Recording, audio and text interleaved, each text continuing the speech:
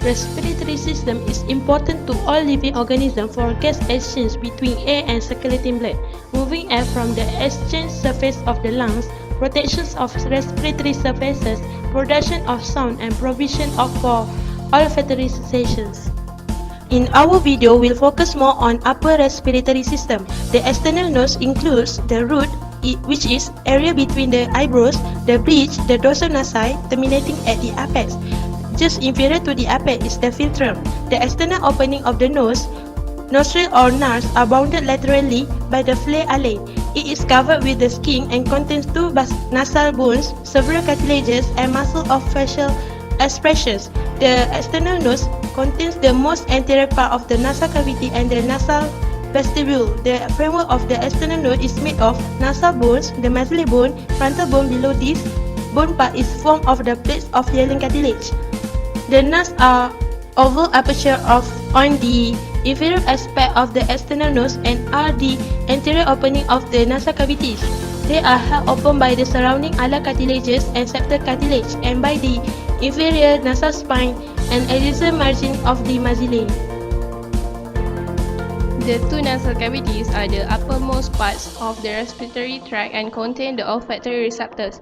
They are elongated wedge-shaped spaces with a large inferior base and a narrow superior apex and are held open by a skeletal framework consisting mainly of bone and cartilage. The figure shows a nasal cavity, which is anterolateral view, A. Floor, roof and lateral walls, B. Concave on lateral walls, C. Coronal view. The smaller anterior regions of the cavities are enclosed by the external nose, whereas the larger posterior regions are more central within the skull. The anterior apertures of the nasal cavities are the nares, which open onto the inferior surface of the nose. The posterior apertures of the choanae, which open into the nasopharynx. The nasal cavities are separated from each other by a midline nasal septum, from the oral cavity below by the hard palate, and from the cranial cavity above by parts of the frontal, ethmoid and sphenoid bone. The nasal cavities are the orbits. Each nasal cavity has a floor, roof, medial wall and lateral wall. Lateral wall is characterized by three curved shells of bone which are one above the other and project medially and inferiorly across the nasal cavity. The medial, anterior and posterior margins of the concha are free. The concha divide each nasal cavity into four channels: an inferior nasal meatus between inferior concha and the nasal floor, a middle nasal meatus between the inferior and middle concha, a superior nasal meatus between the middle and superior concha, and a sphenoidal recess between the superior concha and the nasal roof. This concha increases the surface area of contact between tissues of the lateral wall and the respired air. Paranasal sinus are the invaginations from the nasal cavity that drain into spaces associated with the lateral nasal wall. There are four paranasal air sinuses, which are frontal, ethmoidal, maxillary and sphenoid sinuses. The functions for these sinuses are the skull lighter and add resonance to the voice. Frontal sinus. There are one on each side, the variable in size and the most superior of the sinuses, which approach sinus in 2.5 cm and triangular in shape. This is located at the part of the frontal bone under the forehead.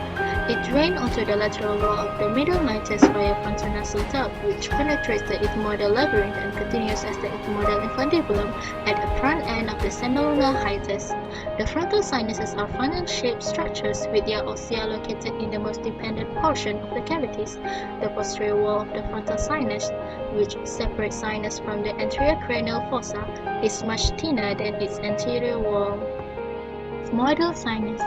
It is composed of three sets of pyramids of ethmoidal air cells, which are anterior, middle, and posterior. It is located by 3 to 8 ethmoid air cells on each side. It may invade any of the three other sinuses. The middle ethmoid air cells produce the swelling on the lateral wall of the middle meatus. The ethmoid labyrinth may extend above the orbit, lateral and superior to the sphenoid, above the frontal sinus and into the roof of the maxillary sinus. The ethmoid sinuses are supplied by the anterior and posterior ethmoidal arteries from the ophthalmic artery, which is the internal carotid system, as well as by the sphenopalatine artery from the terminal branches of the internal maxillary artery, which is in the axillary carotid system. Sphenoid sinus. The sphenoid sinuses are a pair of large irregular shaped cavities parental sinuses located posterior to the ethmoidal sinus. These paired sinuses develop separately from the nasal capsule of the embryonic nose, often divided by a single vertical intersinus septation. However, multiple complete and incomplete bony septations with vertical, horizontal, or oblique orientations might further subdivide the sinus. Maxillary sinus. It lies inferior to the arch in the maxillary bone. It is the first sinus to develop and is filled with fluid at birth. It grows according to the biphasic pattern in which the first phase occurs during years 0 to 3 and the second during years 6 to 12. The sinus located on each side are the largest of the parental sinuses, around 3.5 cm, that completely fill the bodies of the maxillae. It's pyramidal in shape, which consists of roof in the inferior orbital margin, floor, base, and apex. The natural ostium of the maxillary sinus is located in the superior portion of the medial wall. Histology of parental sinus. The nasal vestibule is lined with stratified squamous epithelium with pre-bristling sweat glands and sebaceous glands. The mucous membrane lines the nasal cavity except the vestibule.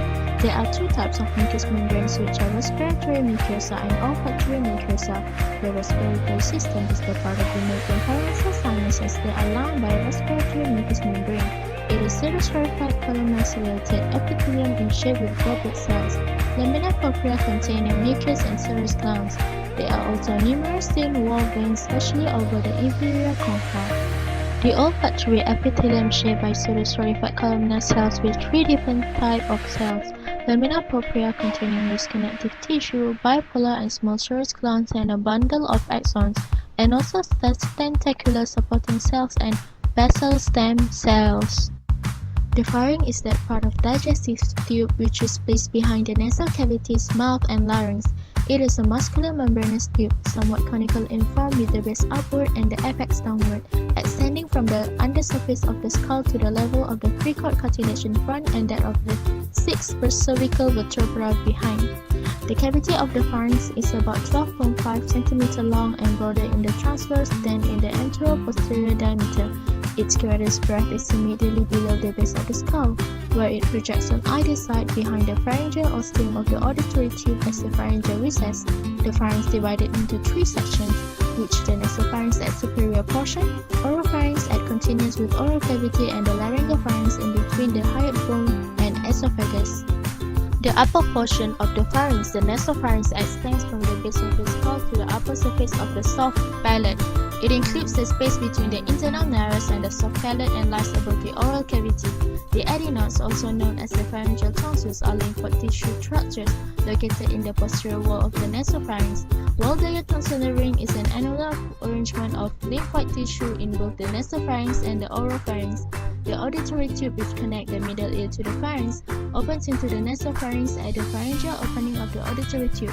The opening and closing of the auditory tube serves to equalize the barometric pressure in the middle ear with that of the ambient atmosphere.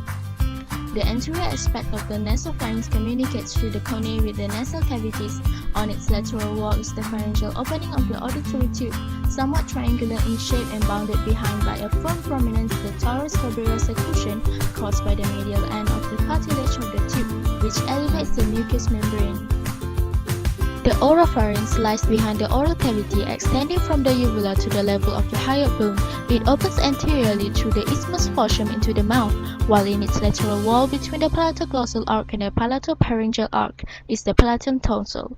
The anterior wall consists of the base of the tongue and epiglottic vallecula. The lateral wall is made up of tonsil, tonsillar fossa, and tonsillar pilus. The superior wall consists of the inferior surface of the soft palate and the uvula. The laryngopharynx is the part of the throat that connects to the esophagus. It lies inferior to the epiglottis and extends to the location where this common pathway diverges into the respiratory and digestive pathways. At that point, the laryngopharynx is continuous with the esophagus posteriorly. The esophagus conducts food and fluids to the stomach. Air enters the larynx anteriorly. The laryngopharynx includes three major sites: the piriform sinus, postcricoid area, and the posterior pharyngeal wall. Like the oropharynx, above it the laryngopharynx serves as a passage for fluid and air and is lined with a stratified squamous epithelium. It is innervated by the pharyngeal plexus.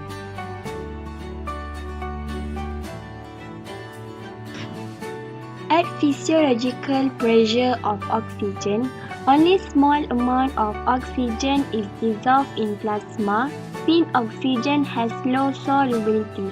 The physically dissolved form of oxygen can become significant when pressure of oxygen elevated during breathing 100% oxygen or hyperbaric oxygenation. Henry's law states that the amount of oxygen dissolved in plasma directly proportional to pressure of oxygen. At pressure of oxygen of 100 mm mercury is typically value for arterial blood, which 100 ml of plasma contain 0.3 ml of oxygen. The resting oxygen consumption in an adult is about 250 until 300 ml of oxygen per minute. Clearly, the physically dissolved oxygen in blood plasma cannot meet the metabolic demand of oxygen.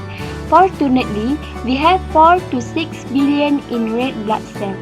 The hemoglobin allows nearly 70 times more oxygen dissolved in it than in plasma.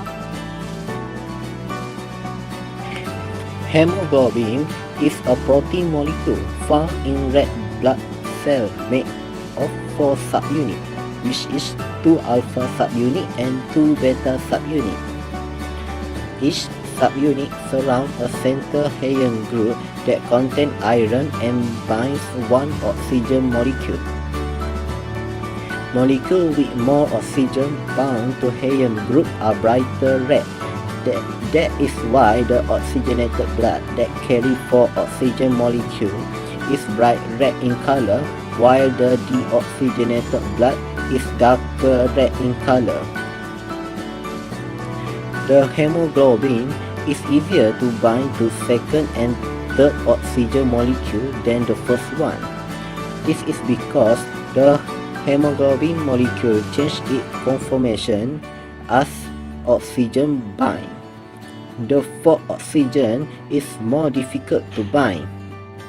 The binding of oxygen to hemoglobin can be plotted as a function of relative hemoglobin oxygen saturation against partial pressure of oxygen in blood. The exchange of carbon dioxide takes place in between the lungs and blood. Carbon dioxide carried in red blood cell is twice. Carbon dioxide that has been picked up from tissue is transported to lung as bicarbonate ion. It then dissolves in blood plasma as carbonic acid. The carbon dioxide uptake from the tissue occurred by simple diffusion, driven by the partial pressure gradient of carbon dioxide. Roughly 10% of carbon dioxide is transported and dissolved in plasma. Carbon dioxide in plasma reacts with amino groups of plasma protein to form carbaminoprotein. Besides, there are also other ways to transport carbon dioxide into blood, which are 30% of carbon dioxide will usually bind with hemoglobin to form carbaminohemoglobin. To be more detailed, a portion of dissolved carbon dioxide in red blood cell also react with amino group of reduced hemoglobin to form carbaminohemoglobin.